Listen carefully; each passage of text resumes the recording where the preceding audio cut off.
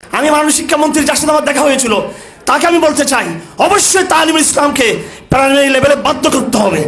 এবং এটা আমরা ওলামায়ে কেরাম বুঝি না যে তালিমুল ইসলামটা কি কিতাব। বেশি যাওয়ার কিতাবকে ষষ্ঠ শ্রেণী থেকে দশম শ্রেণী পর্যন্ত বাধ্যতামূলক পড়াতে হবে। এটা আমি চট্টগ্রাম শহরে তালিমুল ইসলাম কিতাবটা পড়াই। ইঞ্জিনিয়ার, ডাক্তার, প্রফেসর, র্যাবের অফিসার, পুলিশ, আমি নিজে সেটা সপ্তাহে 2 দিন আমি ক্লাস করাই। আমি শিক্ষামন্ত্রীর সাথে দেখা করেছিলাম এবং সেই সময়টা ছিল যুগপথ। বাংলাদেশ সরকার তখন নতুন করে নির্বাচিত হয়ে আসছিল, বর্তমান সরকার। আবার সাথে সাথে এটা আবার নতুন শিক্ষাবর্ষের সূচনা ছিল। তো আমি 2টা বিষয় চিন্তা করলাম। একটা হলো সরকার নতুনভাবে ক্ষমতা এসছে এবং সাথে সাথে নতুন শিক্ষাবর্ষ শুরু হয়েছে। দরকার ছিল আনুষ্ঠানিকভাবে হেফাজতে ইসলাম পক্ষ থেকে বৈঠকটা হওয়া, কিন্তু সেই সময়ের স্বল্পতার কারণে আমরা তৎক্ষণাৎ চট্টগ্রামে যারা ছিলাম, মহল্লা আশরাফ আলী নিজামপুরি, হাটাতে আমাদের শিক্ষক এবং হেফাজত কয়েকজন দায়িত্বশীল সহ সবাই আমরা একত্রিত হতে পারি নাই। তৎক্ষণাৎ যারা ছিলাম আমরা তার সাথে দেখা করেছি। বিষয়টা খুব গুরুত্বপূর্ণ। আমরা সরকারের মন বোঝার চেষ্টা করেছি। তিনি যেটা বলতে চেয়েছেন সেটা হচ্ছে যে তারা খুব প্রেশারের মধ্যে রয়েছেন এবং সরকার ইচ্ছাকৃতভাবে সেটা করে নাই। অর্থাৎ তাদের সদিচ্ছার এখানে কোনো অভাব ছিল না, তাদের মধ্যে যথেষ্ট ইসলামের প্রতি ভালোবাসা আছে ইত্যাদি। উনি প্রাইভেট অনেকগুলো কথা বলেছেন যেগুলো আমি এখানে আনতে চাই না কথাগুলো। তিনি বলতে চাচ্ছেন ওনারা এমন জায়গা থেকে প্রেশারের সম্মুখীন যাদেরকে অ্যাভয়েড করা সম্ভব না, জাতীয় বা আন্তর্জাতিক। কথাগুলো তিনি খোলামেলাভাবে বলেছেন। এবং একটা কথা তিনি বলেছেন, আমরা মূলধারা থেকে বিচ্ছিন্ন। আমি এখানে ওলামায়ে কেরাম আমাদের নেতৃবৃন্দ রয়েছেন, তাদের দৃষ্টি আকর্ষণ করছি। এটা হলো সরকারের মূল মন, এই জিনিসটা। আমরা মূলধারা থেকে বিচ্ছিন্ন, আমরা আধুনিক অর্থনীতি পড়ি না। সেই হিসেবে কীভাবে আমরা আধুনিক অর্থনীতিকে সংস্কার প্রস্তাব দিব? আমরা রাষ্ট্রবিজ্ঞান পড়ি না, রাষ্ট্রবিজ্ঞান পরিবর্তনের প্রস্তাব আমরা দিতে পারি না। আমরা স্কুল কলেজের ইতিহাস, সাহিত্য, সংস্কৃতি পড়ি না, মাদ্রাসা পড়ানো হয় না। সেজন্য এগুলো বদলানোর আমাদের প্রস্তাব দেওয়ার অধিকার নেই। এই কথা মন্ত্রীকে এবং প্রধানমন্ত্রীকে, গোয়েন্দা সংস্থাগুলোকে এবং যারা শিক্ষা কমিটি, সরকারের যে কমিটিগুলো রয়েছে সংশ্লিষ্ট, তাদেরকে বুঝিয়েছে। তারাই বলেছেন কিছু নাস্তিক, বিশেষ করে এনজিওরা, এমনকি আলিয়া মাদ্রাসার সাথে সংশ্লিষ্ট কিছু নেতৃবৃন্দ তাদেরকে কথা বুঝিয়েছেন যে কমিদের কোনো অধিকার নাই শিক্ষা নিয়ে কথা বলার জন্য। এই ক্ষেত্রে আমি খুব সংক্ষেপে যেটা বলতে চাই সেটা হলো, ওনাদের উদ্দেশ্যে আমি তখন মিটিংয়ে বলেছিলাম যে আপনি আমাদেরকে যেভাবে জনবিচ্ছিন্ন মনে করতেছেন সেটা ভুল কথা। কারণ যদিও আমাদের সিলেবাসে আধুনিক এই বইগুলো নেই, কিন্তু ব্যাপকভাবে আমরা ওয়াজ মাহফিলের মাধ্যমে, সেমিনারের মাধ্যমে, সিম্পোজিয়ামের মাধ্যমে আমাদের ব্যাপক গণসম্পৃক্ততা রয়েছে। এবং শিক্ষা সংস্কার যে প্রস্তাবগুলো আমরা দিয়েছি, এগুলো আমাদের মোল্লাতান্ত্রিক দাবি নয়, হুজুরদের দাবি নয়, এগুলো জনগণের দাবি, শিক্ষিত লোকদের দাবি। আমি তাকে চ্যালেঞ্জ করেছি মিটিংয়ে যে এই দেশের এই শিক্ষার যে সেকুলারাইজেশন, শিক্ষার যে ধর্মনিরপেক্ষকরণ, বড় নাস্তিককরণ, তার বিরুদ্ধে যে জাগরণ, শুধু এটা ওলামায়ে কেরামদের নয়, আমি তাকে বলেছি এবং তার মাধ্যমে তার সরকারকে বলেছি, এই জাগরণ স্কুল কলেজ বিশ্ববিদ্যালয় থেকে উঠে এসেছে।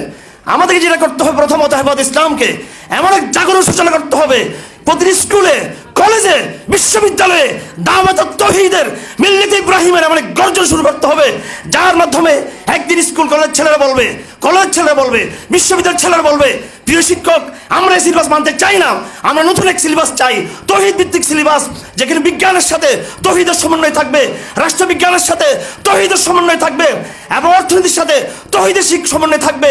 এই দাবি নিয়ে যখন কলেজ বিশ্ববিদ্যালয়ের যখন জাগরণ উঠবে, তারা যখন আধুনিক শিক্ষাকে প্রত্যাখ্যান করবে, তখন টিচাররা বাধ্য হবে সরকারকে বলার জন্য যে আমরা এখন এই অবস্থায় নাই যে সেকুলার শিক্ষাকে আমরা ছেলেদেরকে পড়াবো।